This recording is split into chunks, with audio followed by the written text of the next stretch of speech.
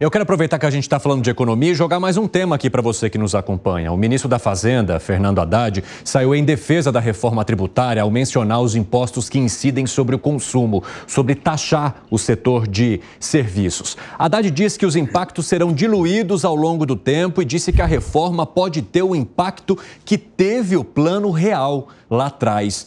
Alan Gani, você enxerga o mesmo impacto da reforma tributária agora do que provocou o Plano Real para os brasileiros quando ele foi implementado?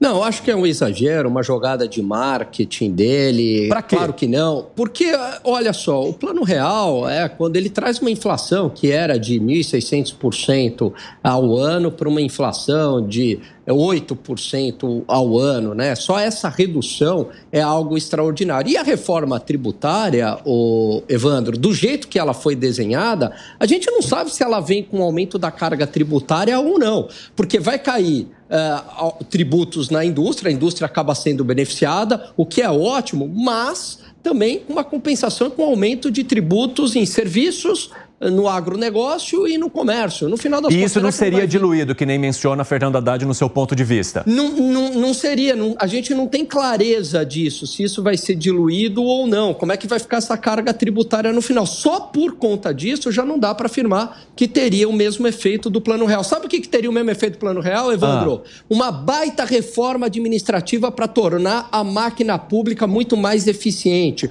um comprometimento fiscal. Isso seria um novo Plano Real 2 do Brasil. O Gustavo Segré já concordou com você em relação à corte de gasto público e à reforma administrativa, mas eu quero jogar para você, Gustavo Segré, mais um trecho do que disse Haddad, às vésperas de uma oportunidade que há muito tempo não se via no Brasil. Ele diz que estamos assim justamente por conta da possibilidade de votação agora em julho, se tudo der certo, embora o prazo já esteja aí e seja até difícil acreditar que isso aconteça. Mas é uma oportunidade de garantir também um impacto extraordinário na produtividade, como menciona Haddad. O pessoal da rádio já está de volta e para vocês que nos ouvem, só para situar vocês, a gente está falando da defesa que Fernando Haddad, ministro da Fazenda, tem feito em relação à reforma tributária. É isso que estamos discutindo aqui agora e unidos em todas as plataformas. Haveria uma possibilidade então de impacto extraordinário na produtividade, como não se via há tempos, hein, Gustavo Segré?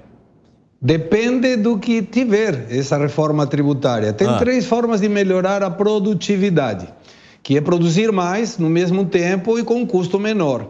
Seria uma diminuição do custo dos insumos, uma diminuição do custo da infraestrutura, uma diminuição da carga tributária e uma diminuição da carga financeira. Com algum desses quatro você já melhora. Imagina, com os quatro realmente a indústria pode explodir de bom.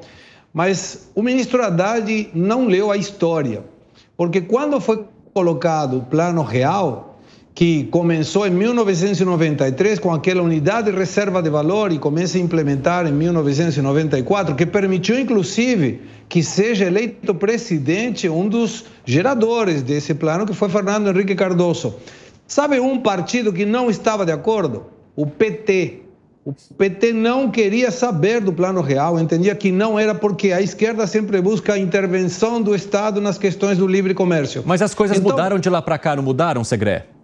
Pode até ter mudado, mas sabe que mesmo o Plano Real, tendo dado muito certo no começo, quando veio em 1998 a crise russa e Itamar Franco decreta a moratória do Estado de Minas Gerais, o Plano Real explodiu. Implodiu, melhor dizendo. E qual foi a reforma que deu o alcance fantástico para o Brasil?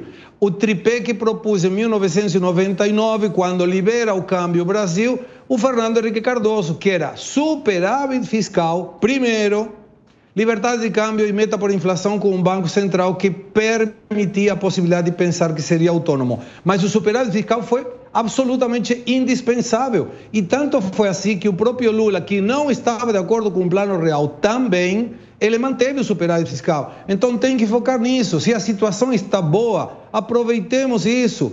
Divide essa responsabilidade e fala, nós, governo, estamos fazendo a nossa parte, estamos diminuindo a despesa pública. E aí tudo vai fluir melhor. Piperno, na sua análise, o sucesso da reforma tributária está diretamente vinculado a uma possibilidade de reforma administrativa que diminua o gasto público? Não necessariamente. Eu acho que está intimamente vinculado ao fato de ser uma tentativa para fazer o país voltar a crescer de verdade. E não esses voos de galinha que tem dado aí esporadicamente. Então, o Brasil ele vai voltar, de fato, a se tornar mais viável à medida em que ele tiver um ciclo, e não um ano ou outro e tal, de crescimento econômico. E é muito importante também que, falando honestamente com a população, os envolvidos na reforma tributária deixem muito claro que é impossível uma reforma tributária em que, no primeiro momento, todos ganhem. No primeiro momento, alguém... E aí, se alguém... E aí ele fala, não dá para a gente olhar só para o próprio umbigo, é isso que ele menciona. Não, os setores da economia ou estados, é evidente que não vai dar para, nesse primeiro momento, todo mundo ganhar. Por exemplo, como é que você vai compatibilizar na mesma reforma os interesses da Zona Franca de Manaus e, por exemplo, da indústria de Minas Gerais aqui, ou aqui da indústria de São Paulo? Então, há interesses conflitantes nisso. E nessa questão da reforma tributária, tem algo que tem chamado bastante a atenção, que é a discussão de governadores sobre aquele fundo regional. Um valor que seria colocado nesse fundo para auxiliar esses governos exatamente por conta da perda ou de uma possível perda tributária com a aprovação desta reforma. E aí Haddad foi questionado se haveria a possibilidade de se ampliar para 75 bilhões de reais o valor anual deste fundo. E Haddad meio que desconversou dizendo que ele não pode pensar só no governo dele ou criar algo que favoreça ao governo que está no poder, mas que crie um problema para os próximos governantes. Vocês concordam com Haddad nesse ponto, Alan Gani? Olha, eu sou contra, concordo, nesse ponto eu vou concordar com ele, eu sou contra esse tipo de medida pelo seguinte, né? Primeiro, quem é que vai fazer a administração? Vai ser o governo federal? Como é que vai ser feito esse repasse? A gente não é uma federação de verdade. Veja que aqui estados e municípios nem podem mais emitir título de dívida pública, não tem nem essa autonomia financeira. Então, isso acaba reforçando ainda mais a dependência de estados e municípios com o governo federal. Aliás, eu acho que esse é um dos grandes problemas dessa reforma tributária, que é essa possível perda de autonomia dos estados, né? Objetivamente, mesmo com IVA dual. Objetivamente, Gustavo Segre, concorda ou não?